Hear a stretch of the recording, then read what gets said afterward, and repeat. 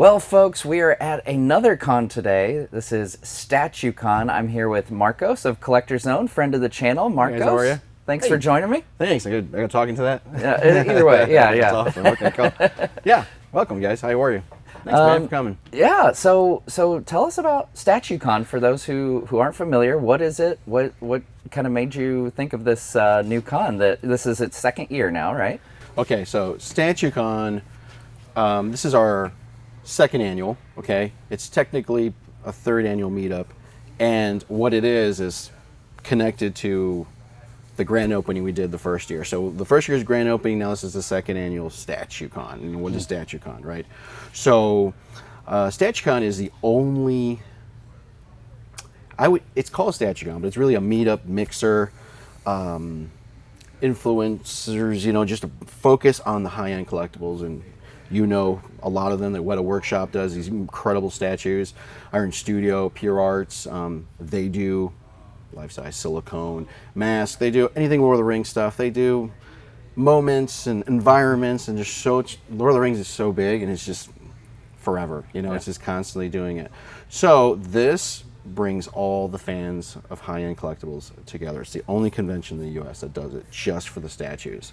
Normally, you've seen it when you go to San Diego Comic-Con, New York Comic-Con, Fan Expo, whatever. Some of these people go.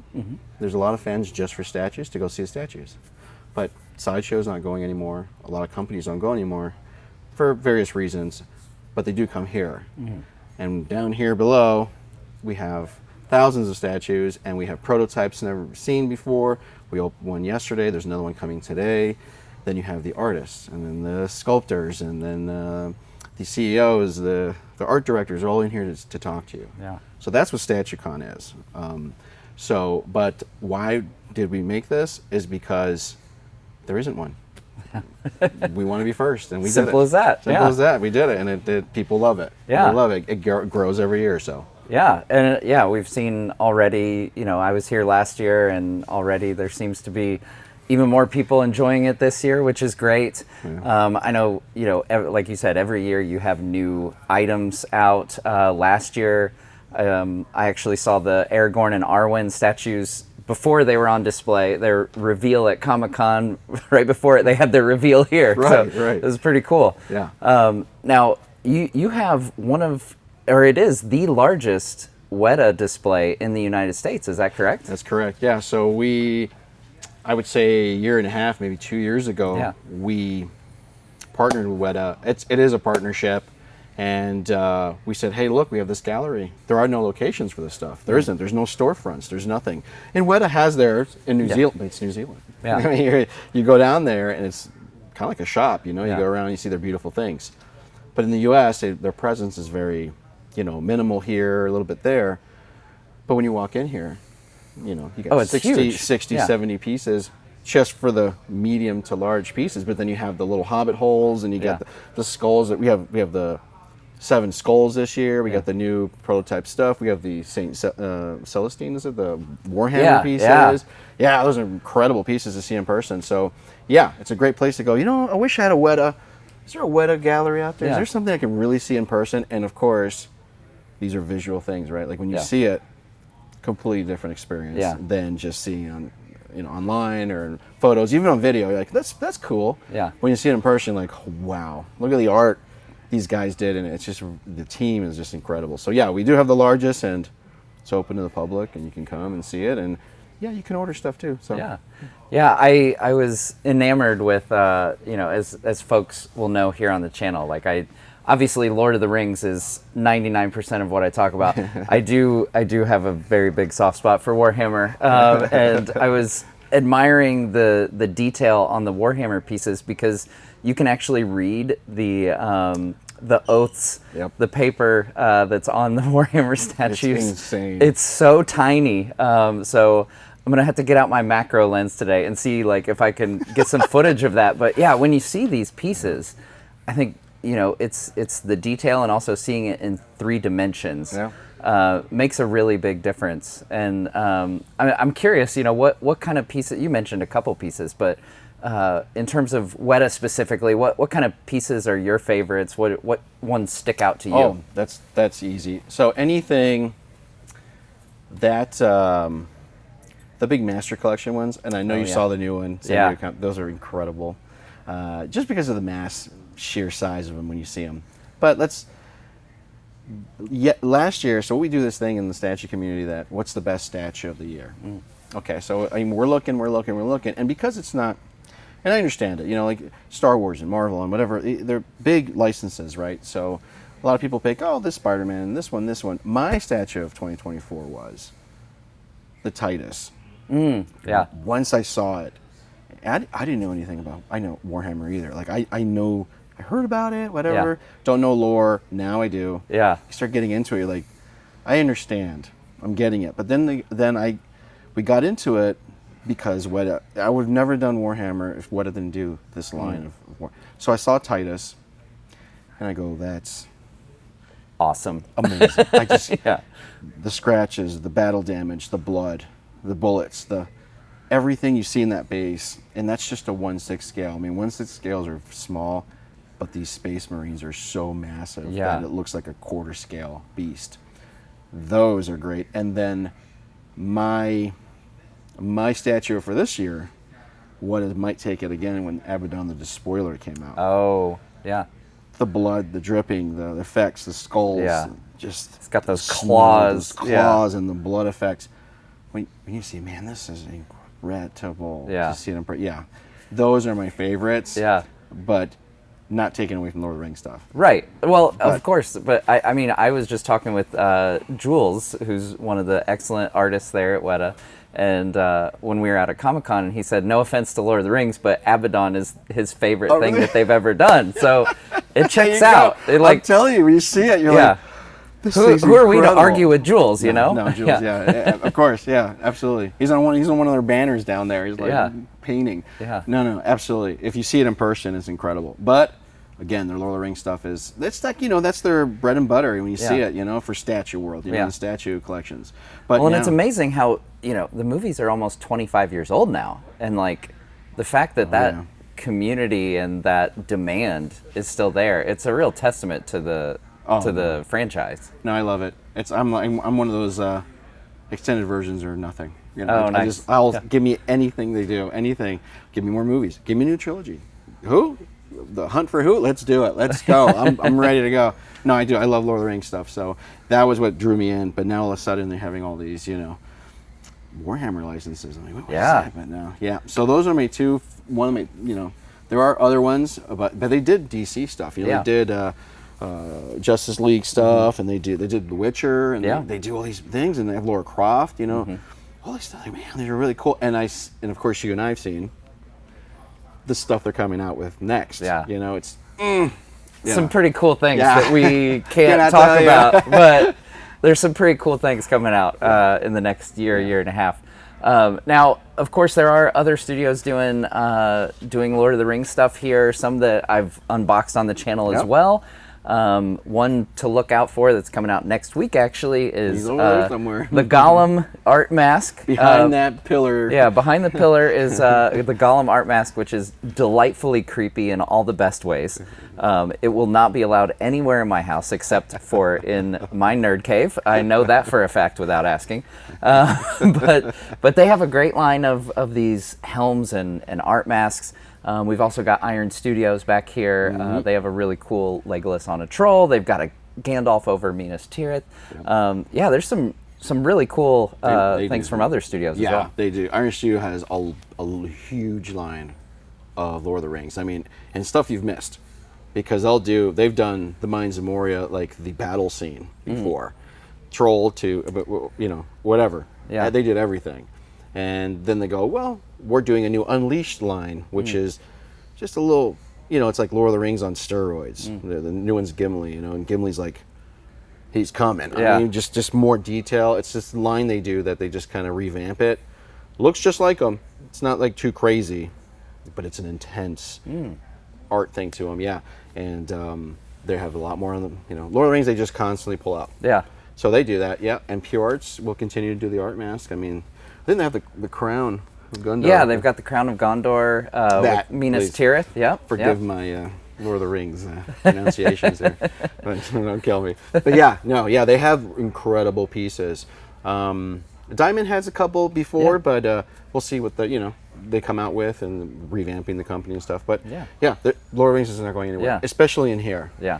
And yesterday, just to tell you, a couple came in and that's how it works. They came in, they saw Bilbo on the desk, and they go, "Oh my God, I need that in my life." Yeah. We got it for them, and there's Radagast. He's right there in his. Yeah. Like, okay, they want it. They want it. Once you see it in person, they want it. You want it. There's a lot of really charming pieces. Especially in that Weda line. Those are two of the most charming pieces, I think. Bilbo at his desk, I absolutely love it. It's so cozy and wholesome. But obviously, you're not just limited to Lord of the Rings by any means here. I mean, I'm looking out. I see a life-size R2 and C-3PO. The life-size Thanos was brand new last year. That guy is a beast. So I'm curious, what are some of your favorite pieces that you guys have in here that are non-Lord of the Rings? Definitely the Thanos, because it was very hard to get. Yeah. They don't make many. He's made one. Marvel made it. Marvel's like, you can't do anything with this, but display it and it's yours, but don't sell it. There's a certain thing to it, which we will, But yeah, he's incredible. Everybody sees him. I don't think he's like 8'6" or something. He weighs 1,800 pounds, and it took 6-7 of us to do it. I would say in here, man, that's a good question. There's a life-size Terminator yonder. That one's pretty cool too, because he's menacing. Because you think, you're in the movies. Well, not in the movies, but you're looking at the movie, you're like, Thanos. Then he's in front of you, you're like, okay, I understand why. Yeah. I understand why. It's massive. If he kicked you or like throws a sword at you, you're like, oh my God. But there are so many.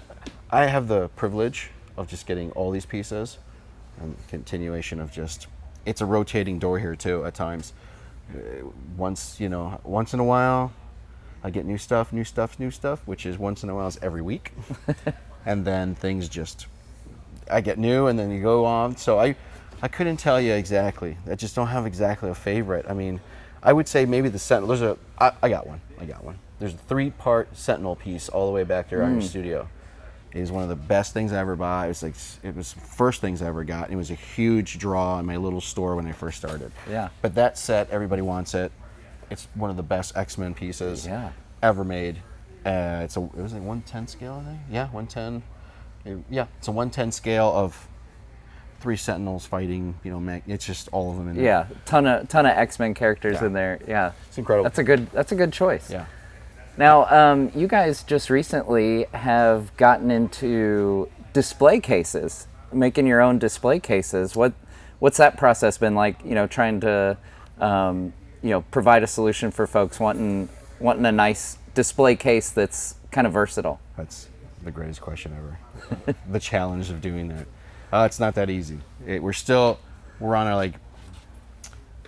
know the final product, but in here, it took us it's been 10 months of developing, getting samples. Samples don't work, bring it back. Notches are too small, bring it back. 2-3 processes. Acrylics, finding the resources, finding the manufacturing. But the reason we did the relic displays, that's the name of the company. I think they're called Forge. They're Forge cubes. So because there's no option, there isn't an option. We had one option in our world, in our statue community, but it's a lot of issues with it, timing-wise, production, just issues. So there's no other solution. You can get there's some cabinets you can get here and there on a shady website somewhere for you're like, it's $100, but it comes to your house and you're like, I don't know. Not sure about this. Yeah. Right. So why not a statue company make displays for statues? But these are made. So the relic cubes are made for right down the moment. It's 1/6 scale, 1/10 scale, which would be like Hot Toys and Iron Studio, pieces, smaller pieces. Maybe small 1/5 scale pieces. You could put helmets in it. You can put Legos in it. I mean, it's so also too. A good thing about them is they're 360. You can take all the doors off. They're magnetized. Yeah. They're clear. You don't even need light. Light's coming in 360. It's coming in every direction.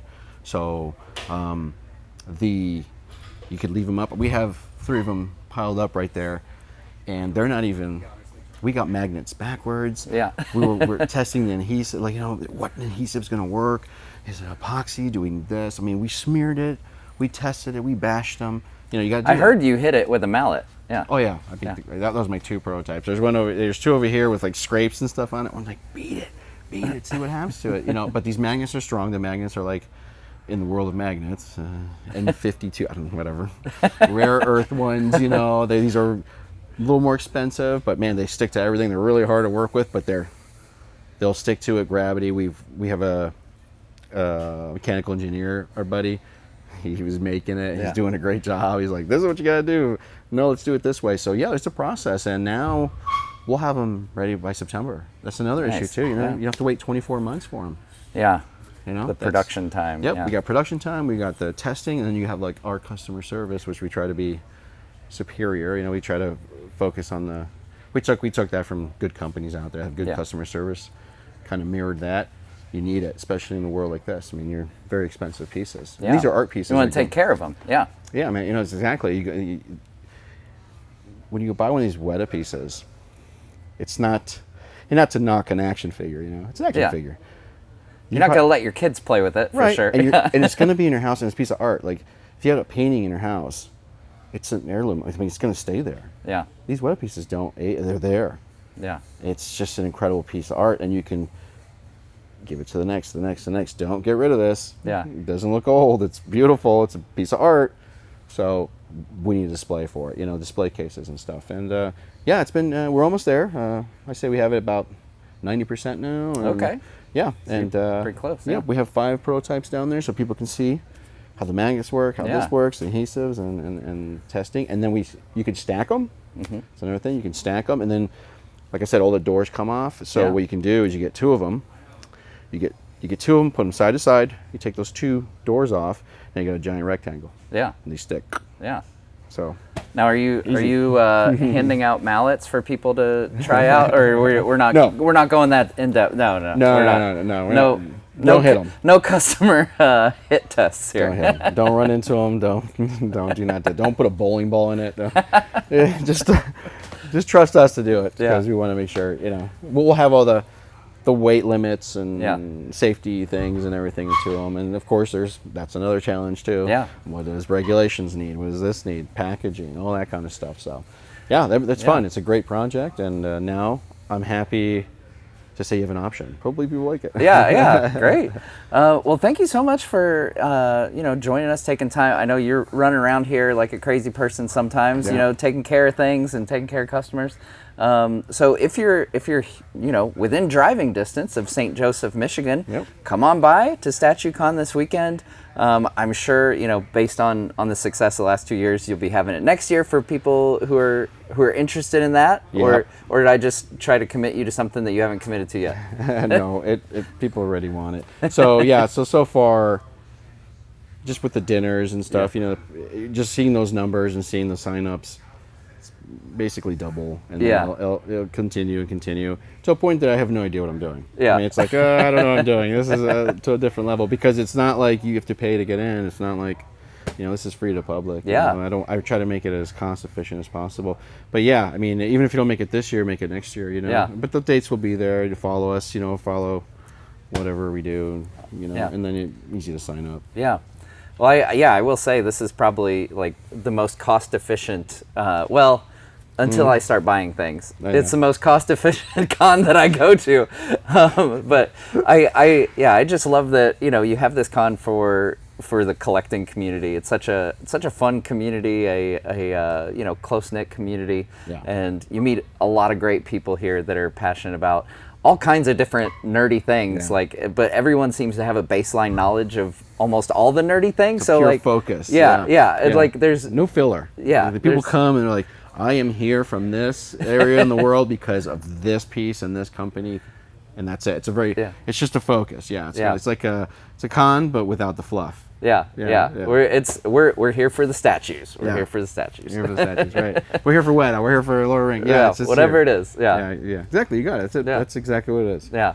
Well, thank you so much for joining us, and thank you for all the fun unboxings that we've done together here on the channel, folks. Check out collectorzone.com if you want to shop their inventory. And yeah, He's got a code. I've got a code, NOTR. It'll save you 15%.